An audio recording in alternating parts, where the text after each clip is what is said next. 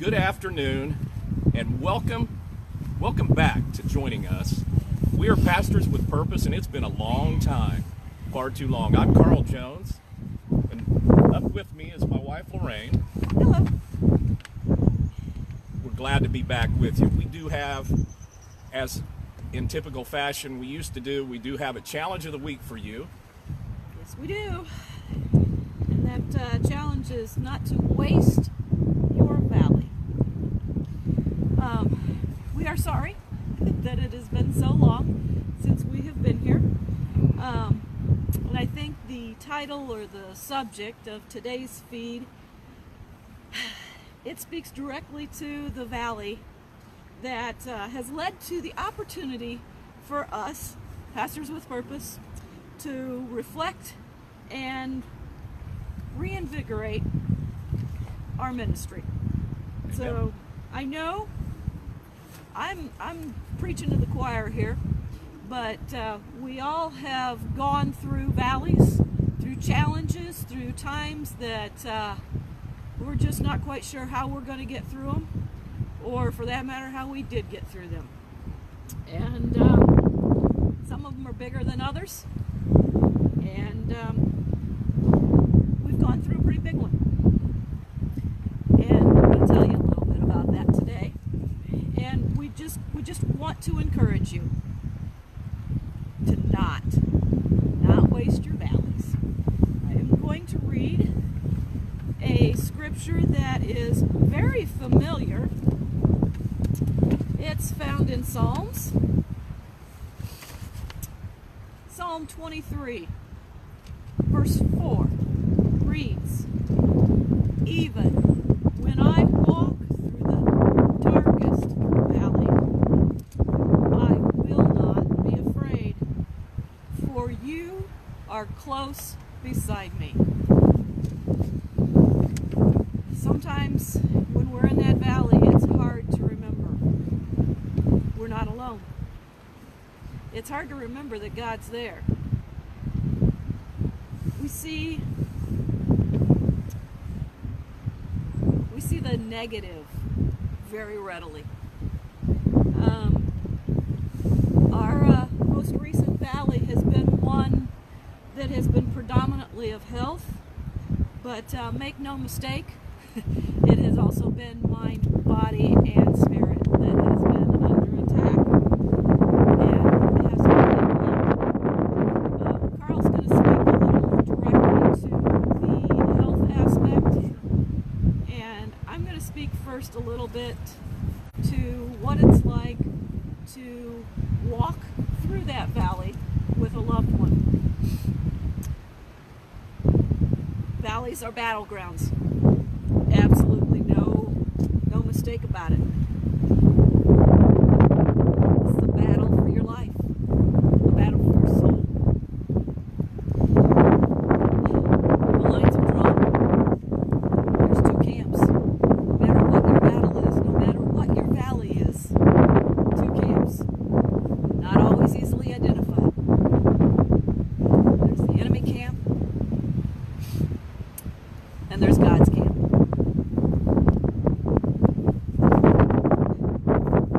The enemy wants you to feel fear. He wants you to feel that fear that comes when you're not sure if you're going to wake up in the morning and find your spouse breathing or not.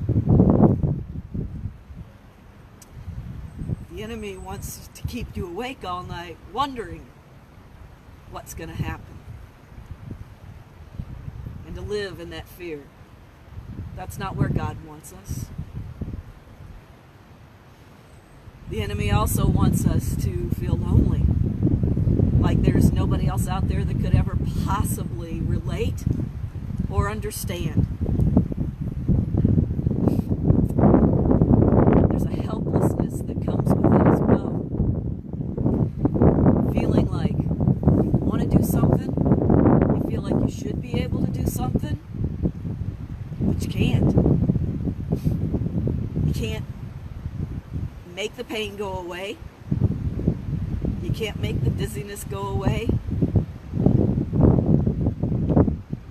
You can't stop the nausea, the bleeding.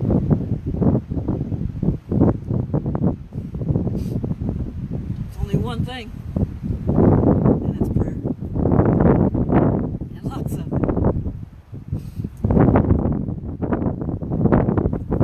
it. Discouragement goes right hand in hand with that helpless feeling. Feeling like I can't do anything. I'm worthless. I'm hopeless. I'm weak. Why am I even here? Just feeling completely discouraged and hopeless. That's what the enemy wants. It's not what God wants. It's really a dark time when we don't find that hope, when we can't look up and feel God's presence. It gets very, very dark.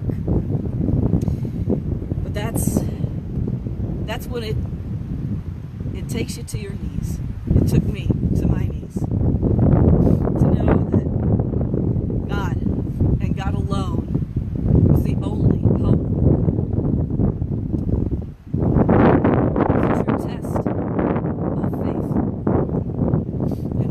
That I felt like I was failing and failing miserably. But God was never not there, even though I couldn't always feel Him. He was there. Prayer is the answer. Praying when you don't feel like you're being heard. Praying when you're not getting the answers that you want. The answer we got was we didn't go to the hospital. And in the last week, an improvement in health. You know, it's scary when over the course of 2 days, you watch your spouse drop 20 pounds. That's fear. And that's questioning, why, God? What's going to happen? Where is this going to go? So, that being said, you're going to hand that baton to me, aren't you? Yes, sir. Thank you, Lorraine. We could spend this whole feed on Lorraine's piece on what it's like to feel helpless. We'll focus more on that again, I promise you. You know, I was just thinking something that's not written down at all. You know, one of the things about our ministry is that we talk to you about being real and raw. Let me tell you, first of all, it's frigid out here right now. It's very chilly, very windy. Hopefully we're coming through okay. We're sitting on the banks of the White River somewhere, southern Muncie, southwestern Muncie. And we felt like, even though maybe physically I didn't feel like coming out here today, I felt necessary to be back out in the elements where our ministry began. I started thinking about something with Real and Raw. And I wanted to ask you a question. How many of you have been to a church or a speaking engagement? Maybe it wasn't even a preacher, a motivational speaker, or somebody who spoke. And you heard them tell you that you're going to go through this valley. And they gave you the tools as to what to do when you go through that valley. And maybe they lifted you up a little bit, maybe they didn't. But the one thing that was missing, and this is very common today, is they didn't talk about their own.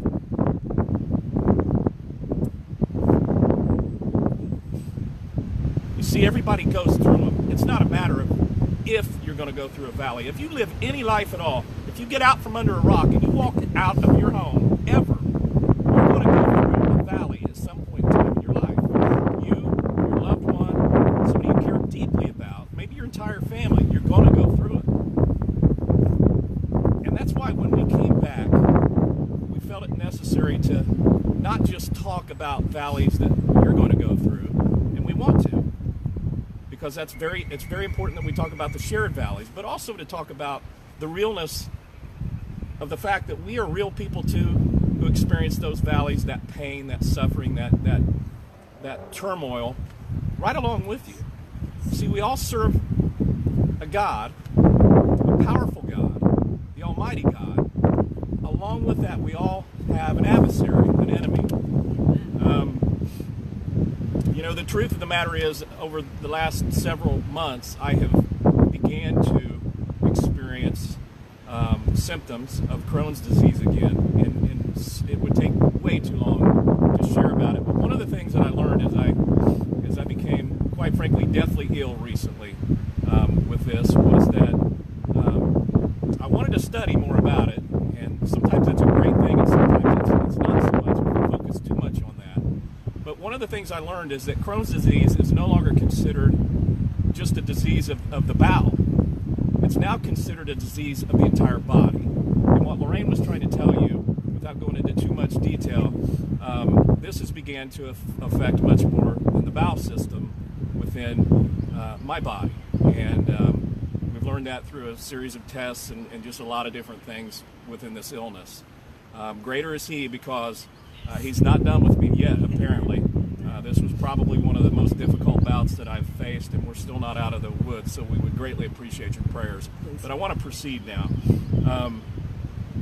You see, He controls our valleys. He being the Lord, He controls our valleys. He determines their depths. He determines the length and even the duration, if you think about it. Let me tell you, this has been a long one. But many of you have experienced even longer ones. And we'll talk about that in a minute. He sends the valleys, seasons, if you will, into our lives, I'm convinced, to develop us and to make us much more like Him. We can't always be on the mountaintop. It'd be nice if we could, but there's not a lot of learning and growth that happens there, is there? It's fun, it's great, but we're not always going to be on that mountaintop. See, the valleys of life are a shared experience, and I alluded to that a minute ago. Obviously, there are many different types of valleys that we experience. Lorraine was sharing about this one, and I'm continuing to share about this one that we face together as a married unit. But we don't all pass through the same places. However, we will all go through valleys. There are valleys of sickness, as we've mentioned. There are valleys of death. There are valleys of financial turmoil, of emotional distress, even spiritual upheaval, spiritual denial, financial turmoil, and I think I mentioned that, and even, marital discord, if you will. And the list goes on and on and on. I apologize if I haven't captured the valley that you may be in right now, but there are vast. And one thing's for sure, many of you watching, you're either in one or you will be in one. Or you're just out of one. Or you're just out of one, and that's great. See, there are valleys that touch the body, the mind, the soul, as Lorraine talked about, and the family unit. The one thing that we all share in common, one thing, is that we all will pass through valleys. They might be different, but they are deep valleys at times. Those are the valleys that have a way of bringing us to our knees. And I tell you, there's a whole nother feed on that one within this valley alone. Don't you think they do? Ultimately, they do. They do. The valleys have a way of causing us to reflect, I think, more of the time than not, ultimately, on our relationship and the depth of it with the very Lord that we serve. Anything, and I mean anything, any valley that brings us in a closer relationship to God is, I guess, the ultimate point of the valley in the first place. If you really think about it, I know at times it is very, very difficult to see that when you're in the depth of that valley. I want to share a story with you. Hang in here, please. This one blew me away. Unknown author, but an awesome story. And I really want you to ponder this as I read it to you. It was advertised that Satan was going to put his tools up for sale. On the date of the sale, the tools were placed for public inspection, each being marked with its price. There were a treacherous lot of implements. They were the tool of hatred, envy, jealousy, doubt, lying, pride, and it went on and on. But laid apart from the rest of that pile, way over there, was a harmless looking tool. It was well worn, but it was priced extremely high. "What is the name of that tool?" asked one of the purchasers. "Oh," said the adversary,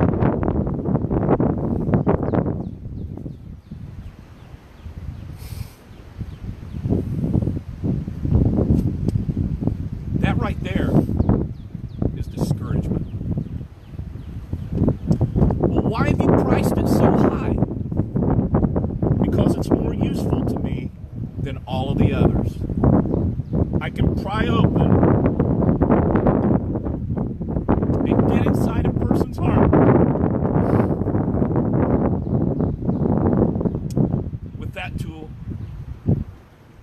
You see, when I cannot get near him, I can with it. Once I get inside, I can make him do whatever I choose.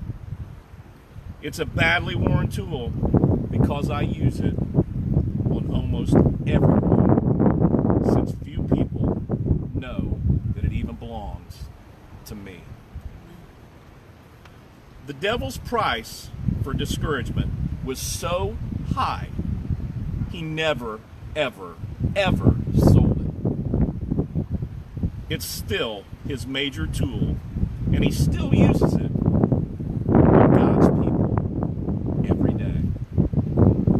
It has been said that discouragement is the handle that fits all the devil's tools. The idea here is that Satan knows that when we are on the mountain, we are hard to get at. We talked about that earlier. Therefore, he assumes if he can get us in that what? Valley. In that valley, it will be easier, much easier to defeat. Sadly, he's right in many cases at times. If the devil can get you to focus on the negative aspects of any situation, he can, and he will definitely try to make you discouraged. If he can get you discouraged, his next goal is to get you defeated. If he can get you defeated, ultimately, his ultimate goal is simply this. He wants to steal the victory from the Lord. That story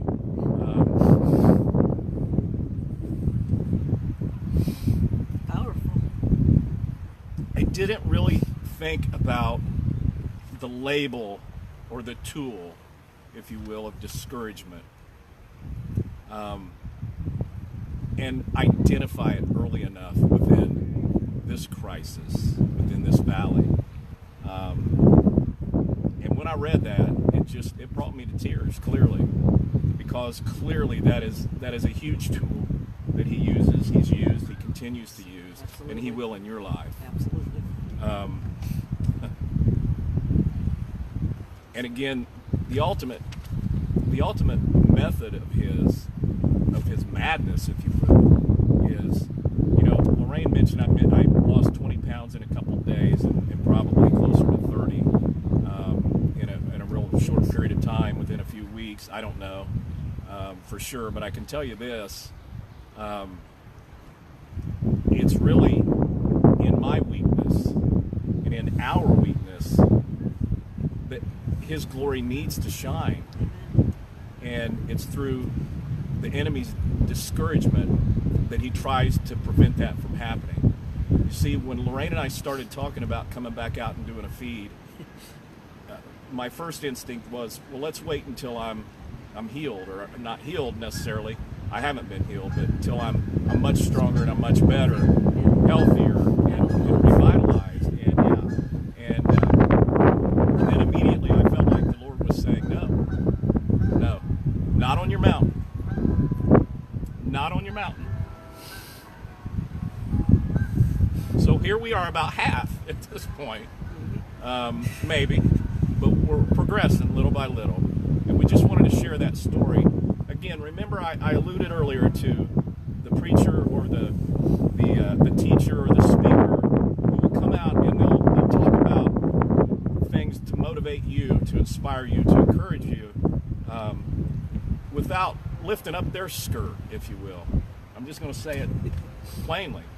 And, that's not who we are. And I just wanted to share some transparency with you and ask you for some prayers. I'm going to turn this over to Lorraine for some closing. And then I'm going to read scripture at the end. So thank you. Okay. Please remember, no matter what the valley is that you're going through or about to go through, or that a loved one's going through, remember, please, you are never, did I say never? I think you did. Never alone. God will not forsake you or abandon you. He is there. It reminds me of the poem, Footprints in the Sand, where there's two sets of footprints and then there's only one. And they asked Jesus why, where he went, and he said, I picked you up and carried you. He didn't go anywhere. He was always there. Whether we feel him there or not, whether we hear him there or not, he is there. Guaranteed. One thing that you can be guaranteed of in this world is that God is not going to abandon you. Also remember that the enemy is going to be there with you too. You have a choice. Who are you going to look for? Who are you going to listen to? Who are you going to focus on? Who's going to win your heart? Who will be the only one to truly help you, not just paint a picture? Who can you trust?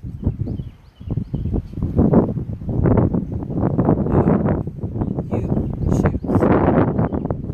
We choose Jesus. Don't waste your valley. Carl has a scripture that he needs to share to close us out. 2 Corinthians 4, 8 through 10, I believe, really spoke to me.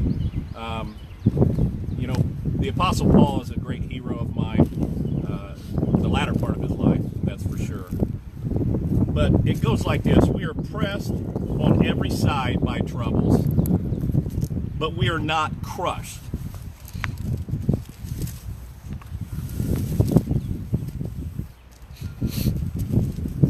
We are perplexed, but not driven to despair. We are hunted down, but never, ever abandoned by God. We get knocked down, but we are not destroyed. Through our suffering, our bodies continue to share in the death of Jesus, so that the life of Jesus may also be seen in those very bodies. On that note, we know within your valley that he goes there with you too. So allow our story, hopefully, to encourage you during your time of need. Yes. God loves you, and so do we. Thank you.